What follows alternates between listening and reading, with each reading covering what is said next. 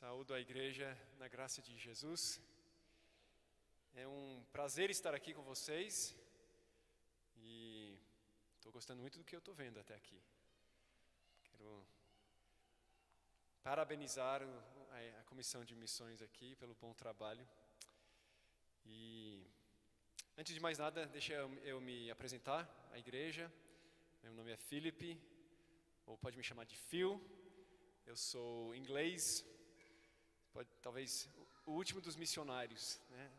Essa raça de missionários ingleses que vinha para cá, que quase não vem mais, mas ainda tem um aqui, tá bom? E a minha esposa Carol, brasileira, lá do interior de São Paulo, meus 3 filhos, Benjamin, Samuel e Joana. E nós moramos lá em Anápolis, no CETESEB. Temos boa amizade com os 2 seminaristas que vocês apoiam, o Nicolas e a Lúcia, gente boa, gostamos muito deles, e eu sou um dos professores lá, e acho que tá bom, né? Depois eu posso contar mais alguma outra coisa, se vocês quiserem perguntar, mas vamos ao que interessa. Nosso tema para essa conferência, tema estabelecido pela Missão Cristã Evangélica, é esse aqui, enquanto é dia.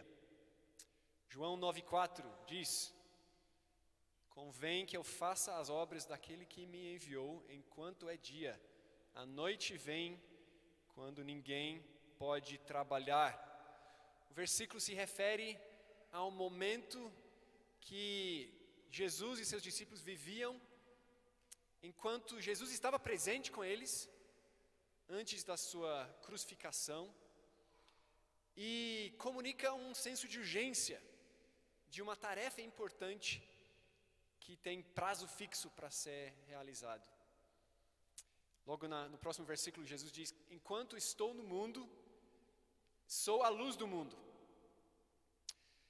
Mas agora a situação mudou. Jesus morreu, ressuscitou, ascendeu à direita do Pai. Ele cumpriu a missão da sua primeira vinda. E ele aguarda o dia para voltar em glória. Enquanto isso, hoje, nós somos a luz do mundo. Como diz em Mateus 5,14, a nós foi dada uma tarefa importante, com prazo fixo. Nós podemos usar as palavras de Jesus e aplicá-las a nós mesmos. É necessário que nós façamos as obras daquele que nos enviou enquanto é dia. Então a igreja está realizando essa conferência por causa disso. Conferência é para conferir, para checar, para verificar, para acertar o GPS. Estamos indo na direção certa. E nós precisamos conferir o que? Nós precisamos conferir o que é que Jesus nos enviou para fazer. Temos que conferir como estamos indo no cumprimento dessa missão e o que precisamos priorizar para cumpri-la melhor. E eu fui convidado para falar 3 vezes aqui, hoje à noite, amanhã de manhã e amanhã à noite também. E eu pretendo abordar essas 3 mensagens da seguinte forma. Eu entendo que tem uma importância basilar, que nunca acaba, de um entendimento claro e profundo daquilo que Deus está fazendo, da vontade de Deus e dos seus propósitos para o mundo, para a gente não confundir as nossas ideias com as dele. E para isso é necessário estudarmos a Bíblia. E, na minha experiência, algumas poucas passagens do Novo Testamento têm dominado nosso pensamento quanto à missão de Deus e da sua igreja, pensando em, talvez, Mateus 28, Atos 1. E nós precisamos ir além dessas. Então eu decidi para essa conferência abordar o tema a partir de 3 salmos. Tá bom? 3 salmos, e hoje nós vamos olhar para o Salmo 2, o segundo salmo, que nos ajudará a compreender qual é a vontade de Deus para o mundo. Qual é a missão de Deus? O que Ele está empenhado em fazer no mundo? Tá bom? Então vamos ler juntos o Salmo de número 2. Eu vou fazer a leitura aqui na NAA. Diz o seguinte: Por que se enfurecem as nações e os povos imaginam coisas vãs? Os reis da terra se levantam e as autoridades conspiram contra o Senhor e contra o seu ungido, dizendo: Vamos romper os seus laços e sacudir de nós as suas algemas. Aquele que habita nos céus dá risada. O Senhor zomba deles. Na sua ira, a seu tempo, lhes falará, e no seu furor os deixará apavorados, dizendo: Eu constituí o meu rei sobre o meu santo monte Sião. O rei diz: Proclamarei o decreto do Senhor. Ele me disse: Você é meu filho, hoje eu gerei você. Peça e eu lhe darei as nações por herança e as extremidades da terra por sua possessão. Com uma vara de ferro você as quebrará e as despedaçará como um vaso de oleiro. Agora, pois, ó reis, sejam prudentes, deixem-se advertir, juízes da terra. Sirvam o Senhor com temor e alegrem-se nele com tremor. Beijem o filho para que não se irrite e não pereçam no caminho, porque em breve se acenderá a sua ira. Bem-aventurados todos os que nele se refugiam. Vamos orar?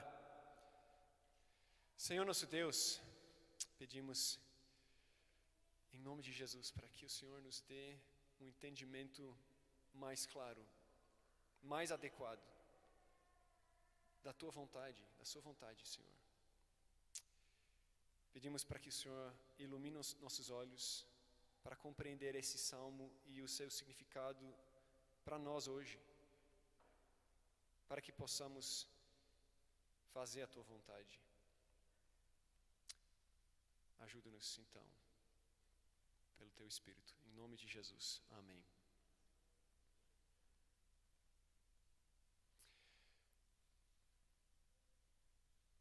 Tem um intelectual paraibano já falecido, chamado Ariano Suassuna. Você talvez já ouviu falar dele.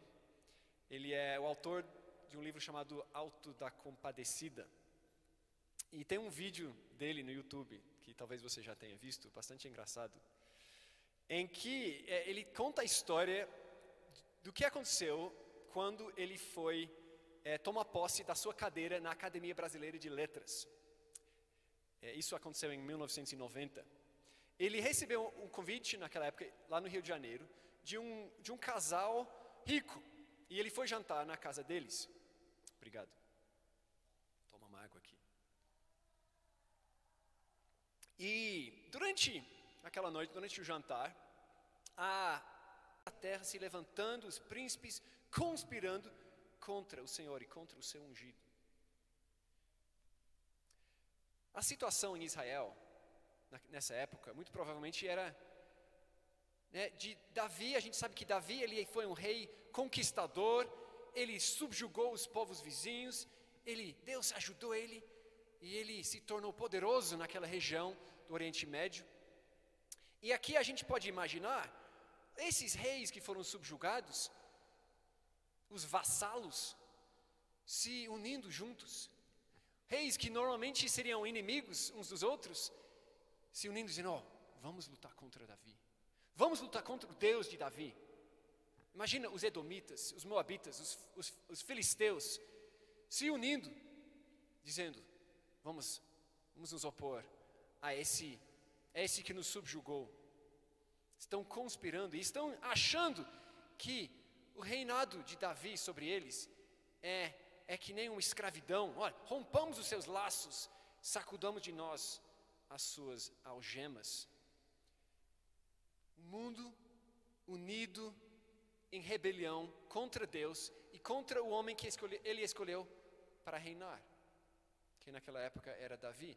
Mas é interessante que o Salmo já começa um tom de confiança de que eles não vão prevalecer, não. Eles não vão conseguir isso, não. Começa a perguntar, por quê? Por que eles fazem isso? Essas coisas vãs que eles estão imaginando.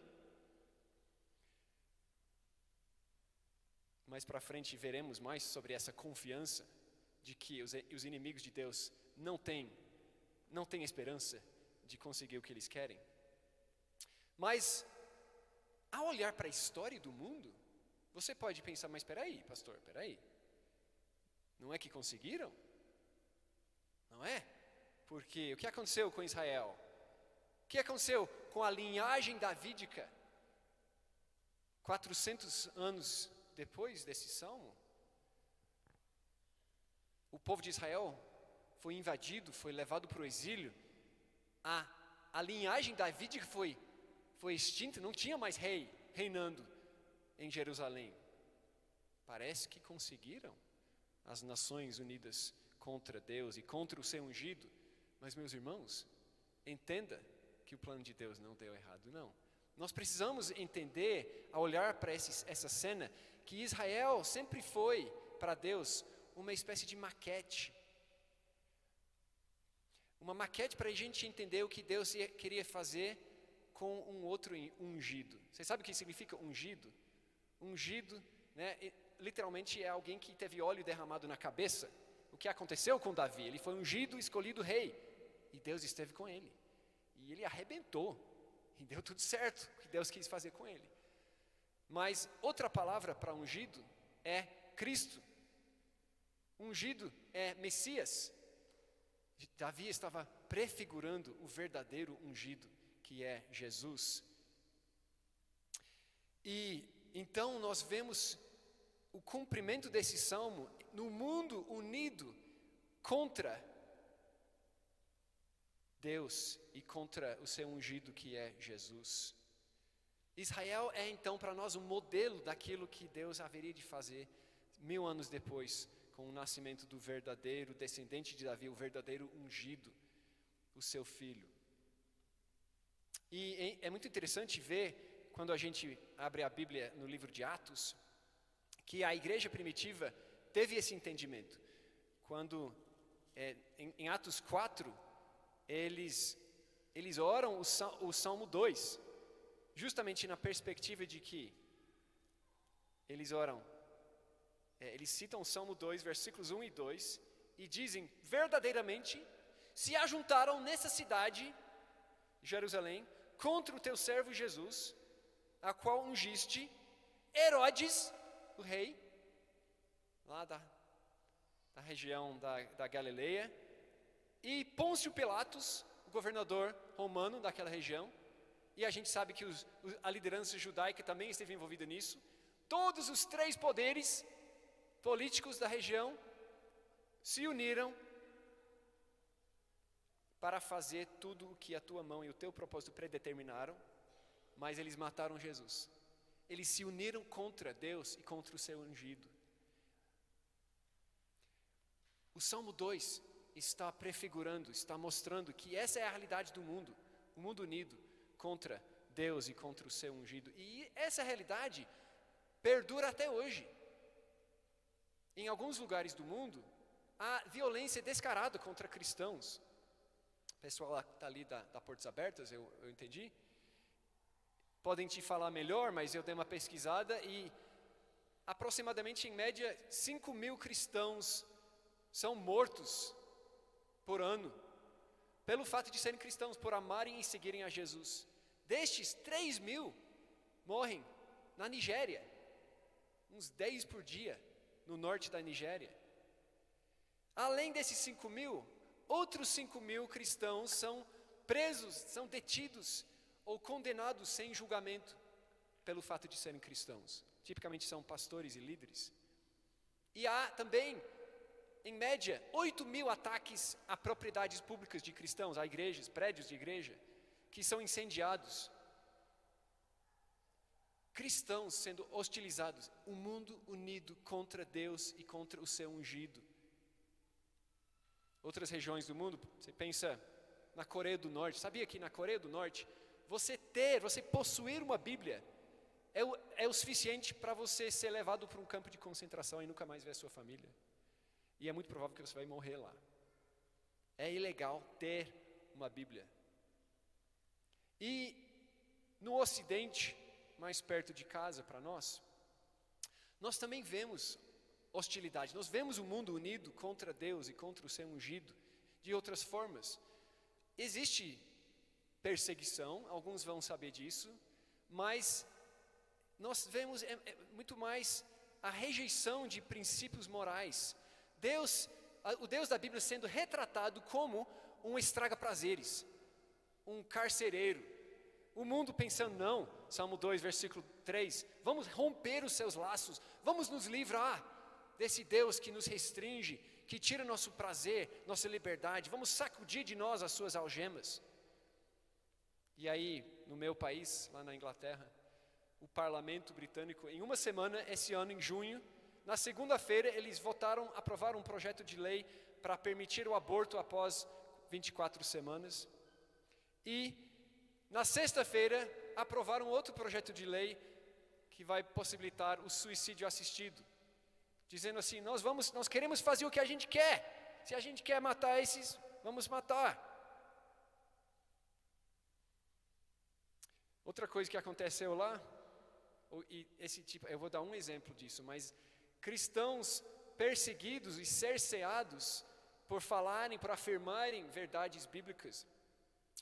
Um caso que chocou a igreja lá no meu país, isso aconteceu 6 anos atrás, numa escola que tem um vínculo com a igreja anglicana, uma escola teoricamente cristã, tem um capelão, e o capelão, ele percebeu que um grupo promovendo a ideologia LGBTQ estava fazendo a cabeça dos alunos, e ele então, com muito cuidado, num momento de culto, entre aspas, ele pregou um sermão em que ele afirmou que ninguém é obrigado a acreditar na ideologia LGBT. Ele afirmou a visão bíblica do casamento, disse que é uma linha defensável, que dá para acreditar nisso, mas ainda assim é necessário amar ao próximo, ele disse. Esse capelão, defendendo o que a igreja anglicana oficialmente acredita, ele foi suspenso. E ele foi suspenso e acusado de má conduta grave, um risco à escola. E ainda não voltou a trabalhar lá, ele está travando uma guerra no tribunal até hoje. Meus irmãos, o mundo está unido contra Deus e contra o seu ungido. E não devemos nos surpreender em ver esse cenário. Isso até mesmo os religiosos. Tem muita gente que frequenta a igreja e pessoas que imaginam que Deus está contente com elas, mas não fazem a vontade dele. Em nosso coração, em meu coração, tem uma voz dizendo, se livre dessas leis aí, dessas coisas aí, Deus não é bom. Tem uma voz dizendo isso no seu coração também. E você quer às vezes se juntar a esse movimento. O mundo está unido contra Deus e contra o seu ungido. E olhando para o mundo hoje, o povo de Jesus, nós parecemos tão fracos. E os nossos oponentes tão fortes às vezes, é assustador. Mas o Salmo 2 nos encoraja diante disso. Nos encoraja muito. Olha lá o versículo 4. Olha a cena no céu. Salmo 2, versículo 4. Ri-se aquele que habita nos céus. Deus está rindo.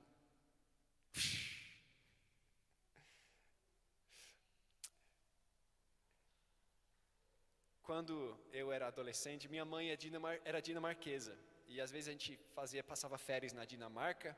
E teve uma vez que a gente estava lá com os primos.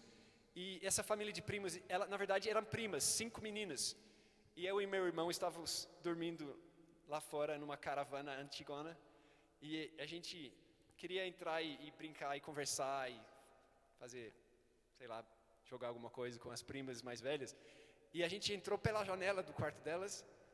E aí apareceu meu tio. Sai daqui! E a gente fugiu correndo. O meu tio era grande. A cena aqui no Salmo 2 é meio assim. Ri-se aquele que habita nos céus. O Senhor zomba deles. Na sua ira, a seu tempo, lhes há de falar, e no seu furor os confundirá. Deus acha risível essa rebeldia. Eu e meu irmão sabíamos que não podia entrar no quarto das primas lá. A gente estava sendo rebelde. E assim, né, dessa mesma forma, Deus está dizendo, eu já decidi. Essa rebeldia não vai dar certo. Quem é você para fazer isso? Ele está rindo. Deus lhe diz, versículo 6. Eu, porém, constituí o meu rei. Eu já decidi quem vai reinar na terra. As crianças tramando um motim contra os adultos é risível.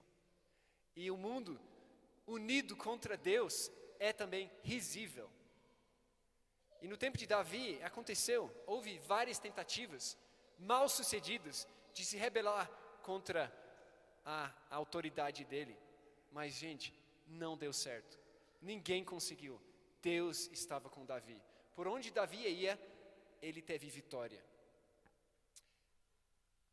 E assim, da mesma forma, em Atos 4:19, você vê Pedro e João, eles curam, no nome de Jesus, eles curam um coxo, e aí eles são presos, e eles são interrogados, e eles falam para os líderes judaicos, gente, 4:19, eles falam, julguem se é justo diante de Deus ouvir a voz ou a Deus. Nós temos que obedecer a Deus. Não queremos ficar em maus lençóis com aquele que realmente manda. A rebeldia do mundo é risível, porque Deus já decidiu quem reinará sobre a terra. E não é mais Davi, é Jesus quem reina e reinará sobre a terra. E aí, seguindo no Salmo 2, logo em seguida, versículo 7, nós ouvimos a voz desse homem que reinará sobre a terra.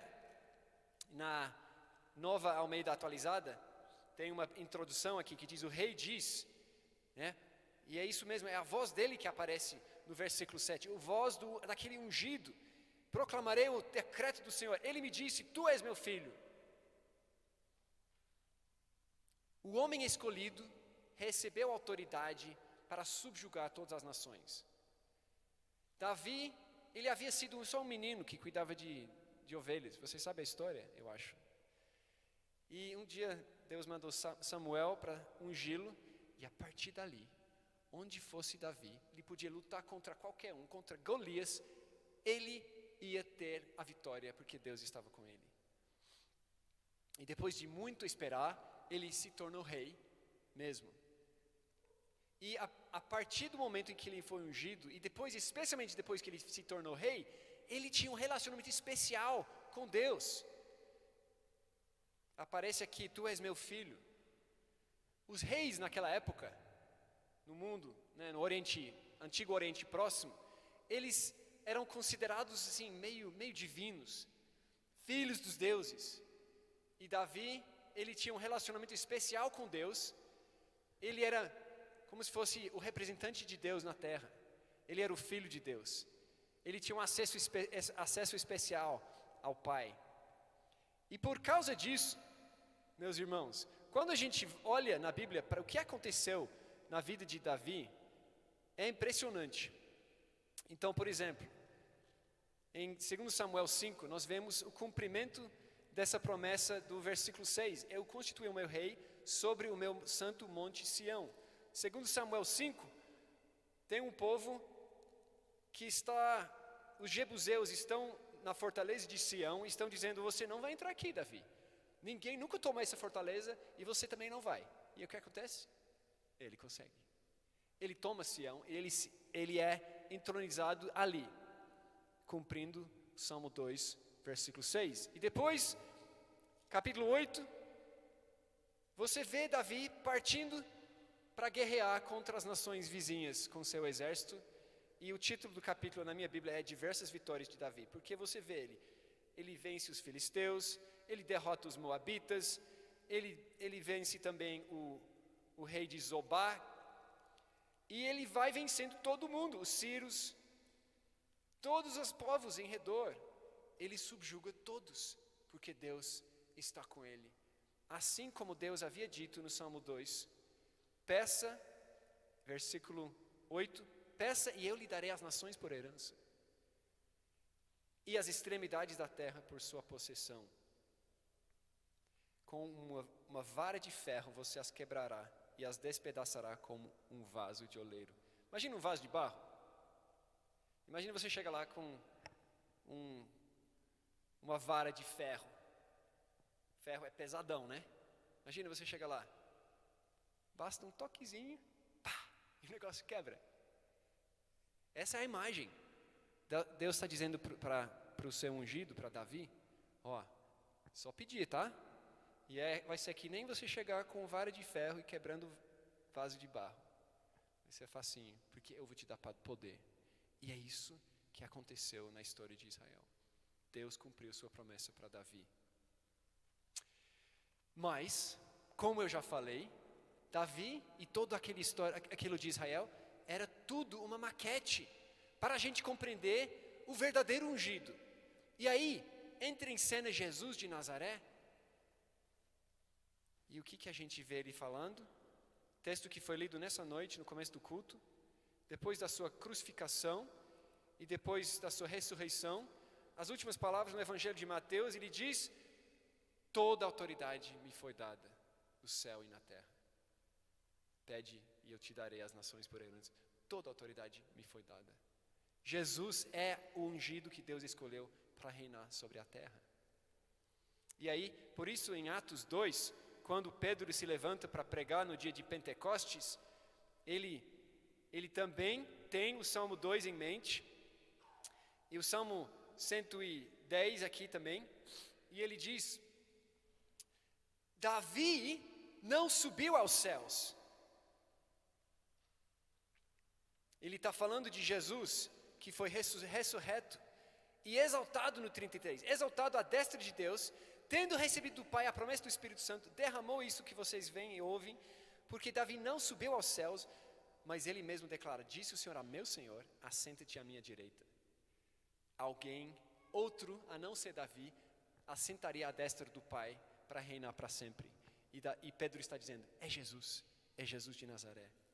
Esteja absolutamente certo, pois, toda a casa de Israel, de que a este Jesus, que vocês crucificaram, Deus o fez Senhor e Cristo. Ele é aquele que vai reinar sobre a terra. E essa verdade, meus irmãos, ela é expressa de uma forma muito clara em Efésios. Desculpa, estou levando vocês para muitos lugares na Bíblia hoje, mas olha para Efésios capítulo 1, por favor. Efésios 1, versículo 10. Efésios 1 fala sobre o propósito de Deus e usa o termo na revista atualizada, diz o beneplácito. O que é o beneplácito? Beneplácito é o bom propósito de Deus. Qual que é o seu bom propósito para o mundo? E diz, o beneplácito que ele propusera em Cristo de, versículo 10, fazer convergir nele todas as coisas, tanto as do céu como as da terra. O que é isso? Uma linguagem um pouco difícil, talvez, né? Fazer convergir nele. Eu gosto da tradução da NVT, que diz: agora, versículo 9, Deus nos revelou sua vontade secreta a respeito de Cristo, isto é, o cumprimento de seu bom propósito. E o plano é este, versículo 10. No devido tempo, ele reunirá, sob a autoridade de Jesus Cristo, tudo que existe nos céus e na terra. O plano de Deus é reunir todas as coisas debaixo da autoridade de Jesus. Porque assim como o mundo está em rebelião contra Deus, desde o jardim do Éden, e ele chamou um povo para si, e agora ele está chamando o povo por meio de um israelita, Jesus. Assim como ele fez aquilo em Davi, ele está fazendo de uma forma plena e total em Jesus agora. E meus irmãos, o reino de Cristo está avançando. Isso está acontecendo. Efésios 1:10 é real. Salmo 2 é real, cumprido em Cristo. Em Atos capítulo 1, quantos crentes tinha? Quantos discípulos de Jesus, pessoas sujeitas a Jesus e reconhecendo o seu senhorio? Tinha 120. Quase ninguém, uma pequena seita judaica. E aí chega o capítulo 28 e já tem milhares de crentes em Jesus se sujeitando a Ele, tanto judeus quanto gentios, espalhados ao redor do Mediterrâneo, milhares deles. E hoje, meus irmãos, esse povo fraco, que encontra sempre a hostilidade do mundo por onde vai, estamos em todos os países do mundo. Tem cristãos em todos os países do mundo hoje. 2,4 bilhões de pessoas no mundo se identificam como cristãos. É quase um terço da população do mundo, incluindo nós aqui hoje à noite. Nosso Senhor, Ele está cumprindo essas promessas. Mas antes que nos empolguemos demais, é claro que a gente precisa entender que tem muita gente por aí que se chama de cristão e nem sabe direito o que é isso, né? Nem sabe direito. Pessoas que se identificam como cristãs, mas não são discípulos rendidos, sujeitos a Jesus como Senhor. Porém, isso não significa que o plano de Deus não esteja dando certo. O homem escolhido por Deus já recebeu autoridade para subjugar todas as nações. E aí o Salmo conclui, versículos 10 a 12, com algumas palavras de conselho. Você está vendo lá? Agora, pois, ó reis, sejam prudentes, né? Não sejam idiotas.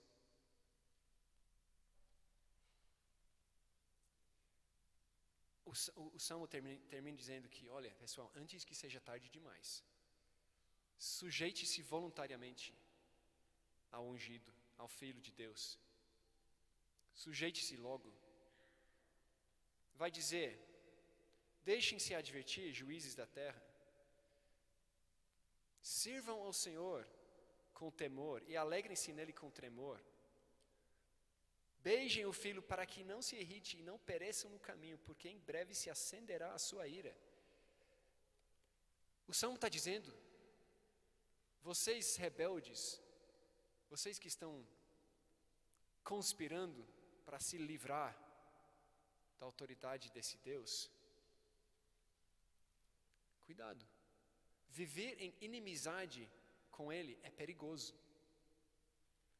Mais cedo ou mais tarde, os inimigos de Jesus serão despedaçados. Despedaçados.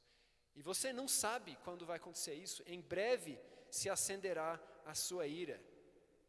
Versículo 12. Por isso receba a advertência. Sujeite-se logo, voluntariamente, ao Senhor. E meus irmãos, isso vale para todos nós aqui. Eu não sei, eu não conheço vocês, poucos aqui eu conheço. Estou vendo a Abigail aí. Oi. Mas eu não sei como você está com Jesus, mas eu preciso te dizer, a partir desse salmo, receba a advertência, sujeite-se voluntariamente ao Senhor e ao seu ungido. Não seja inimigo de Jesus, é perigoso. Mais cedo ou mais tarde, Ele virá em glória e vai julgar a terra. E você não vai querer estar no banco dos réus naquele dia. O que significa se reconciliar com o filho? Versículo 12. Beijem o filho, para que não se irrite. O que é isso? Beijem o filho, beijai o filho. Você viu ali, servir ao Senhor com temor. Significa para de lutar contra e torna-se um servo dele voluntariamente. Mas esse beijai o filho, a ideia aqui, podemos entender como, não é um beijo romântico, tá? Na cultura aqui do Oriente Médio, beijar era normal. Você lembra quando Judas traiu Jesus? Ele chegou lá e deu um beijo nele, um beijo de amigo. E talvez seja esse o beijo aqui, nessa passagem. Faça com que Jesus seja seu amigo. E aí Jesus fica assim, você vai me trair com um beijo? Né? Porque era coisa de amigo. Seja amigo de Jesus. Ou talvez aqui o beijo, a ideia seja, beijo a mão de Jesus, reconhecendo que Ele é o seu monarca, seu rei. Ou talvez seja até beije os pés dele, em submissão. Mas reconcilie-se, sujeite-se a Ele o quanto antes. Beijai o Filho. João 5 diz, versículo 23 diz, quem não honra o Filho, não honra o Pai que o enviou. Se você não fizer amizade com Jesus e não for amigo de Jesus, você é inimigo de Deus. Isso é perigoso. Seja advertido. Mas, meus irmãos, quem se torna amigo de Jesus, e essa oferta está aberta a todos, todos. Quem se torna amigo de Jesus, encontra segurança e felicidade. Está aqui também no Salmo. Está vendo ali? Segurança. Última frase do Salmo diz, bem-aventurados todos os que nele se refugiam. Bem-aventurado significa, uau, que feliz, que fantástico. Quem se refugia em Jesus, encontra felicidade. Você precisa encontrar refúgio naquele que você considera seu inimigo. Sujeite-se a Ele, e Ele será o seu refúgio. Quando o mundo estiver contra você, Ele será o seu refúgio. Mas também tem alegria. Versículo 11 diz, não só servir ao Senhor com temor, mas alegrai-vos nele com tremor. O que é isso? Alegrai-vos com tremor. Tremor dá a ideia de, você está tem quase medo, porque ele é muito grande. Um pouco, talvez, a ideia do leão das Crônicas de Nárnia, que eu estou lendo com a Joana. Né? O Aslan, ele é um leão. E tem uma cena em que um dos personagens, acho que é o castor, um dos castores, as crianças falam para ele, mas ele é um leão? Ele é seguro? É seguro chegar perto desse leão? E o castor fala, não, ele não é seguro. Ele não é domesticado, é um leão. Mas ele é bom, ele é bom. Então as crianças vão se aproximando do Aslan com temor e tremor e se tornam amigos dele. Ele não é domesticado. Ele não é seguro, entre aspas, mas ele é bom. Alegrai-vos nele com tremor. Quem treme diante do Senhor e do seu ungido, encontra alegria nele. E aqui nós encontramos a boa notícia dessa noite, meus irmãos. Aqui que está o Evangelho. Porque, pensa bem, eu estou falando aqui, a minha mensagem hoje é que Deus já escolheu um homem para reinar sobre a terra. E não adianta a gente lutar contra. A única coisa sensata a fazer é se submeter a Ele. E a gente fica assim, não sei se eu gostei disso. Imagina, um homem vai reinar sobre tudo? É uma monarquia absoluta? Não tem democracia, não tem voto? Não tem. É uma monarquia. Você não tem escolha. E se fosse qualquer outro ser humano no mundo, não ia ser boa notícia. Mas pensem quem é esse. Pensem quem é o homem que Deus escolheu para reinar sobre o mundo. Um homem íntegro, como mais ninguém. Um homem que foi tentado e nunca pecou. Mesmo depois de não ter comido por 40 dias e 40 noites. Um homem justo. Um homem verdadeiro. Um homem sábio e misericordioso. E um homem, Jesus de Nazaré, um homem que ama seu povo ao ponto de entregar sua vida por nós. Esse é o rei que Jesus escolheu. Alegrai-vos nele com tremor.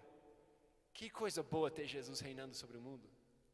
vai ser bom demais quando Ele voltar e estabelecer perfeitamente e plenamente seu reino na terra. Mas tudo isso aqui, meus irmãos, o Salmo está dizendo que aqui é uma questão de sabedoria, de sensatez. Seja prudente, deixai-vos advertir, sujeite-se voluntariamente a Jesus antes que seja tarde demais. Temos um caso no livro de 2 Samuel, capítulo 8, tem um caso lá, né, Davi está saindo ao redor das nações, destruindo, acabando com todo mundo, e um rei, ele decide não sair para guerrear contra Davi. Não sei se você já viu isso. 2 Samuel 8 diz, versículo 9: ouvindo então Toi, rei de Amate, que Davi derrotara todo o exército de Hadadezer, mandou seu filho Jorão ao rei Davi para o saudar e congratular-se com ele por haver pelejado contra Hadadezer e por havê-lo ferido. Ou seja, tem um rei que decidiu: eu não vou lutar contra Davi não, eu vou lá, vou ser amigo dele, eu vou parabenizá-lo. É isso que a gente tem que fazer. Em vez de lutar contra o homem que Deus escolheu, se render logo e se tornar amigo dele. Antes que seja tarde demais, todos nós deveríamos nos sujeitar voluntariamente ao Filho de Deus. Eu comecei com aquela história. Você naturalmente já foi à Disney, não é? Gente, que absurdo. É um reflexo da trivialização da nossa sociedade, que alguém enxergue o mundo dessa forma. Como se ir à Disney é o que te define. A gente dá risada, mas é um reflexo de uma realidade da nossa sociedade. Nós somos um povo no Ocidente hoje que perdeu de vista aquilo que realmente importa. E olha, o vídeo é de 2012 e o evento aconteceu em 1990, tá? E então de lá para cá as coisas pioraram mais, eu acho. Não sei o que você acha, olhando para o mundo hoje, mas, meus irmãos, outras gerações antes de nós lutaram e morreram por grandes ideais, grandes causas. Às vezes causas erradas, mas acreditaram em alguma coisa. E a tragédia da nossa geração é que a gente acha que não tem nada que vale a pena se sacrificar. Nós hoje nos satisfazemos com uma nova dose de Netflix. Tá bom para nós. Deixa eu no meu cantinho, fazer minhas coisas. Nós vivemos distraídos. Vivemos consumindo qualquer besteira que aparece na rolagem infinita dos nossos celulares. Né? Meu filho que fala na escola lá, ele imita os amigos dele. Rolando, vendo Instagram passando. Coisa, distração. Como se o mundo não tivesse um sentido, a vida não tivesse um sentido.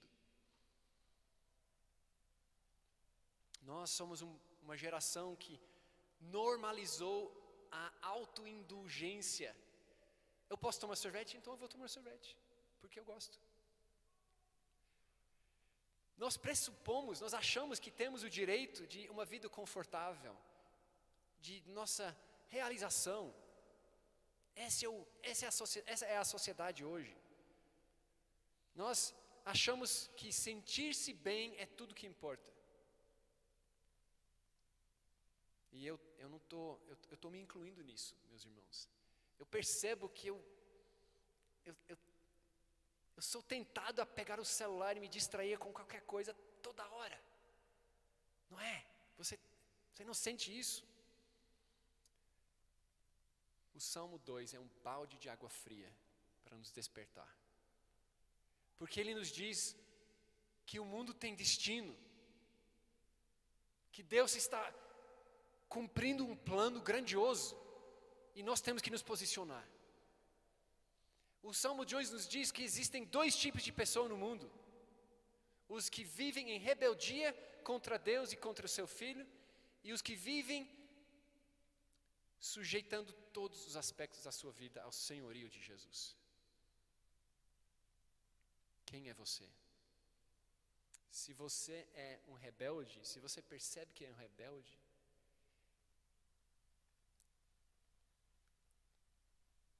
que você é o seu próprio rei, ouça a advertência. Seja prudente. Se você não tem certeza, fique incomodado. É bom ter certeza. E se você tem certeza que você é um súdito do Rei Jesus, então esse salmo é para te encorajar. Seja encorajado. Porque Deus tem um plano. E sejam quais forem os seus apuros hoje, suas dificuldades, suas lutas, esse plano não terminou. Ele ainda está cumprindo seu plano. E o plano é que seu Filho reine supremo e que todos os povos, em todos os lugares, se submetam voluntariamente a Ele. A história de Davi, a bonita história de Davi, nos permite enxergar um vislumbre de como será isso, como isso funciona. Mas a realidade se encontra em Jesus. Por isso, não devemos só nos render a Jesus, mas devemos tomar uma postura positiva, o pé para frente. Devemos aconselhar outros a que façam o mesmo, que se rendam a Jesus. E é aqui que nós percebemos as implicações missionárias desse salmo. Eu mencionei Atos 4, onde Salmo 2 é citado, né? E Atos 4, essa cena onde a igreja se reúne e ora a partir do Salmo 2, é uma cena que começa com a cor do coxo. E eu fiquei imaginando essa semana, como seria, né, se Pedro e João fossem crentes nos dias de hoje, né? O texto bíblico diz que eles subiam ao templo para a oração na hora nona, e era levado um homem coxo de nascença, o qual punham diariamente à porta do templo para pedir esmola. E vendo ele, Pedro e João, eles olham para ele e falam: não possuo nem prata nem ouro, mas o que tenho isso te dou em nome de Jesus Cristo do Nazareno ando. Você conhece a história?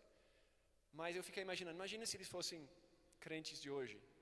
A história poderia ir assim: Pedro e João subiam ao templo para a oração da hora nona, era levado um homem coxo de nascença, um mendigo que estava lá na porta do templo, mas como Pedro e João estavam olhando no celular e vendo um vídeo engraçado no YouTube, eles nem viram o homem. E não aconteceu nada. Podia ser, né? Distração dos nossos dias. E aí, depois, se fosse hoje, né? Saindo da prisão, do interrogatório deles, no versículo 22 do capítulo 4, podia ser assim nos dias de hoje. Uma vez soltos, procuraram os irmãos, mas os irmãos estavam muito ocupados e não podiam ir na reunião de oração, porque tinham outros planos e não sei o quê. E daí eles oraram: Senhor, devemos dar uma recuada, vamos esperar as coisas acalmarem, porque a perseguição está forte, percebemos que nós ofendemos as autoridades. Meus irmãos, vocês sabem o que aconteceu nessa cena? Pedro e João foram ameaçados e foram ordenados a parar de falar de Jesus, e eles saíram de lá, reuniram a igreja, e a igreja se reuniu em oração, e a igreja nem sequer perguntou a Deus: Deus, devemos parar de falar, que nem os nossos líderes acabaram de falar? Devemos parar de falar de Jesus? Não, nem perguntaram. Sabe por quê? Salmo 2. Deus tem um plano. O plano é que seu Filho reine supremo, e nós temos que testificar disso para o mundo. Não dá para parar de falar dele. E eles, com essa forte convicção de que Jesus reina acima do Sinédrio e de todos os líderes, eles oraram. Está vendo aqui? Versículo Atos 4, 29. Eles oram assim: agora, Senhor, olha para essas ameaças e concede a teus servos que anunciem com toda intrepidez a tua palavra. Dá-nos coragem para continuar falando. E, Senhor, continua a fazer sinais e prodígios por intermédio do nome do teu santo servo Jesus. E essa oração foi atendida. Versículo 31. Eles ficaram cheios do Espírito Santo e com intrepidez anunciavam a palavra de Deus. E houve no capítulo 5, nós veremos mais milagres, sinais e maravilhas acontecendo. Eles saíram de lá e continuaram proclamando que Jesus Cristo é o Senhor. Por causa dessa forte consciência de que o Salmo 2 estava se cumprindo no tempo deles.